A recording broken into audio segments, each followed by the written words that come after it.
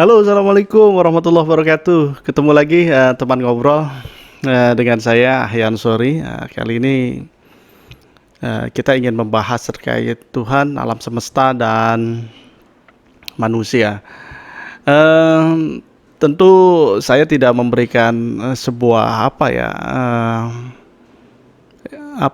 Justru saya ingin mengajaklah teman-teman untuk berdiskusi tentang Tuhan, manusia dan alam semesta.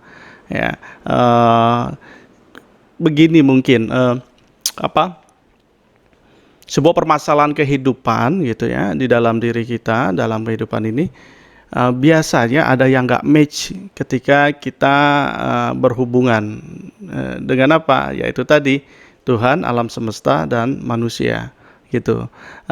Mungkin salah satunya atau salah duanya atau ketiganya gitu kita bermasalah, sehingga gitu mungkin orang-orang yang bermasalah dalam kehidupannya coba dicek lagi gitu, hubungannya dengan Tuhan, hubungannya dengan manusia gitu ya, di sekelilingnya orang-orang yang dikenal atau apapun itu.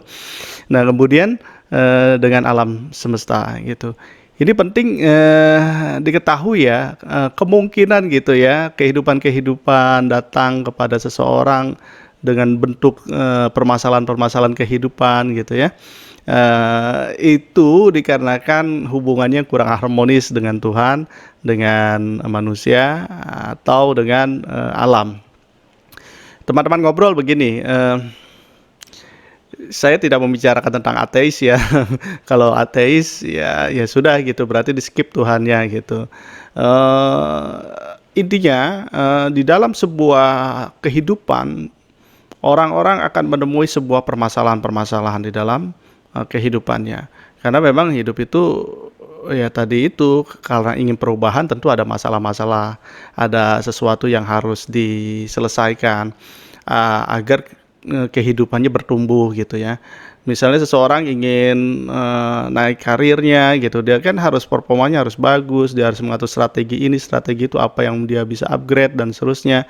Nah, itu kan sebuah tantangan ya. Ada yang bilang tantangan, ada yang oke lah, masalah atau tantangan ini harus dilampaui gitu sehingga grade-nya dia akan naik gitu. Nah, begitupun misalnya seseorang ingin lebih baik lagi dalam kesehatannya gitu, agar lebih ramping lagi tubuhnya, lebih bugar lagi, lebih sehat lagi. Berarti kan ada sesuatu perubahan yang ingin dia capai. Nah, ketika ingin dicapai itu kan ada fase-fase atau syarat-syarat tertentu untuk menuju ke sana. Anggap itu sebuah challenge, tantangan ataupun permasalahan yang harus dilampaui. Sehingga ketika dia menjalani itu semua, dia bisa mendapatkan apa yang menjadi goal dan tujuannya gitu. Apalagi misalnya kalau tadi di karir, terus di kesehatan, misalnya di finansial juga gitu.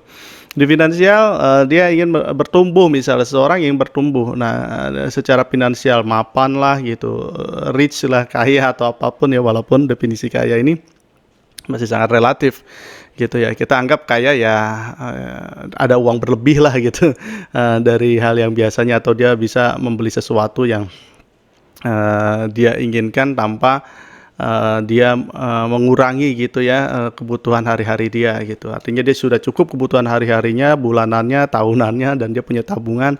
Ya, dia dikatakan kaya lah, anggap seperti itu.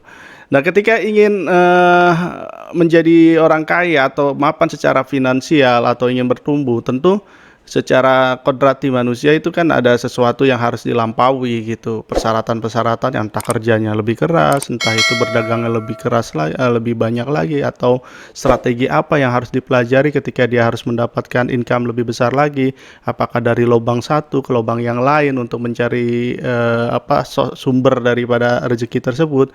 Itu kan fase-fase, bukan salah satu.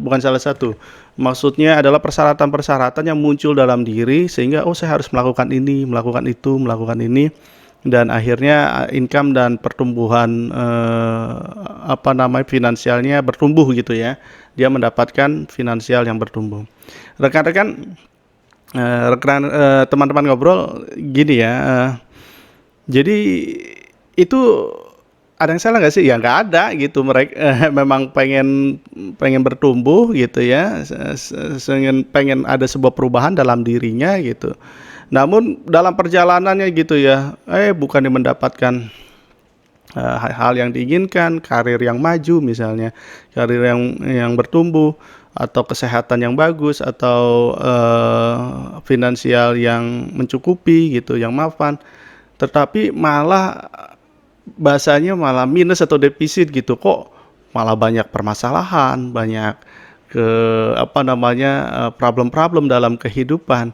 Nah, ini harus ditinjau ulang gitu, karena di dalam kehidupan ini ada 3 komponen besar yang terlibat dalam kehidupan manusia, yaitu hubungan dengan Tuhan gitu ya, dan hubungan dengan Tuhan, terus hubungan dengan alam semesta, dan hubungan dengan manusia itu sendiri gitu. Nah, teman-teman sekalian bisa sharing terkait hubungan dengan Tuhan gitu. Jangan-jangan kita belum clear nih mendefinisikan Tuhan ini, lagi-lagi kita masih bukan mengadopsi ya. Ini tidak salah ya. Misalnya mohon maaf, menerjemahkan Tuhan dari textbook yang kita dapat di dalam kitab beragama. Ini lagi-lagi tidak menyudutkan agama atau apapun. Artinya gini, ketika ada pemahaman tentang sebuah ketuhanan dari agama gitu, kalau itu dimasukkan ke dalam pikiran kita oke, dan perasaan kita mengiyakan, itu is oke, nggak apa-apa gitu, dan itu cukup bagus gitu. Permasalahannya banyak orang yang mengiyakan itu karena doktrin gitu dan diimani, tetapi perasaannya masih menolak gitu, atau belum paham atau nggak ngerti. Ini sangat disayangkan gitu. Syukur-syukur gitu mendefinisikan Tuhan sesuai dengan agama gitu ya. Terus hati mengiyakan, oh Tuhan itu seperti itu. Jadi antara pikiran dan perasaan itu sinkron, sehingga dia mempunyai konsep hidup yang benar tentang memandang eksistensi sebuah ketuhanan gitu. Tuhan itu seperti apa dan bagaimana gitu. Dia lebih memahami Tuhan itu betul-betul bukan saja di pikiran tetapi di perasaan, sehingga hari-harinya gitu dia akan terlibat ketika sudah matang dalam pemahaman diri dia tentang konsep ketuhanan. Hari-hari dia bisa melibatkan Tuhan gitu. Nah, yang kedua, hubungan dia dengan manusia dicek deh gitu, hubungan dia dengan manusia gimana, apakah bermanfaat gitu, apakah dia memberikan sesuatu solusi terhadap sebuah kehidupan, apakah dia memberikan bantuan terhadap kegiatan-kegiatan sosial, dalam artian bukan finansial aja, pikiran, tenaga, dan seterusnya, dan tidak hanya memikirkan kepentingan pribadi, ego, misal kebutuhan pribadinya, egonya. Nah, ini dicek dulu gitu. Kalau misalnya berhutang nggak dibayar, kemudian sering menyakiti, terus memanipulasi pertemanan supaya bisa dimanfaatkan teman dan seterusnya gitu. Ini kalau hal-hal seperti ini akan mengundang sebuah permasalahan-permasalahan gitu. Tapi kalau dia berkontribusi, dia bermanfaat untuk sebuah kehidupan terhadap teman gitu ya, atau orang-orang di sekelilingnya, atau orang yang tidak dikenalnya pun gitu, tentu kehidupan ini akan membawa dia pada pertumbuhan yang jauh lebih baik lagi dalam hal apapun, mungkin finansial, kesehatan, atau karir. Nah, kemudian hubungan dia dengan alam semesta gitu ya, tindak tanduknya dan seterusnya, itu harus betul-betul juga dipikirkan gitu. Kalau dia sudah mengenal Tuhan, terus dia berbuat baik juga, bermanfaat untuk semesta, kayaknya dia bakal otomatis juga terhadap alam semesta tuh dia akan care. Nah, 3 komponen terbesar ini kalau misalnya dirawat, hubungannya dijaga, hubungannya dirawat dan bertumbuh bersemi lebih baik lagi gitu, tentu kehidupan akan berpihak kepada dia, atau keberuntungan sering menghampiri dia. Rekan-rekan sekalian, teman ngobrol, sementara untuk video blog kali ini seperti itu saja. Oh iya, teman-teman diminta juga ya untuk partisipasi dalam video ini, untuk membuat ya entah itu di komen atau dibuat di video reaksi juga boleh gitu. Komen apa aja boleh gitu. Yang terpenting ya mungkin lebih kepada tempat diskusi atau menceritakan pengalaman hidupnya, misalnya saya pada fase misalnya ya, saya lagi pada fase di mana saya kecewa terhadap Tuhan misalnya, karena begini begini begini menurut pandangan, it's okay. Tujuannya kenapa sih gitu, ketika Anda, menulis di komen seperti itu gitu, teman ngobrol ada yang ngobrol, mungkin ada yang mampir gitu, entah itu pakar agama gitu, psikolog atau apapun itu, orang-orang yang lebih kompeten dari saya menanggapi gitu, sehingga Anda bisa berdiskusi di kolom komentar atau Anda berlanjut pada chat personal, atau ada juga pakar yang membuat reaksi terhadap video ini dalam rangka menjawab soal dan pertanyaan Anda.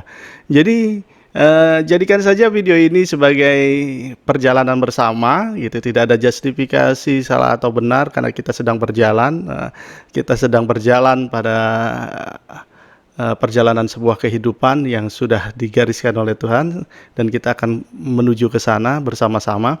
Jadi teman ngobrol adalah teman musafir juga perjalanan kehidupan. Oke, sampai ketemu lagi di next video. Terima kasih.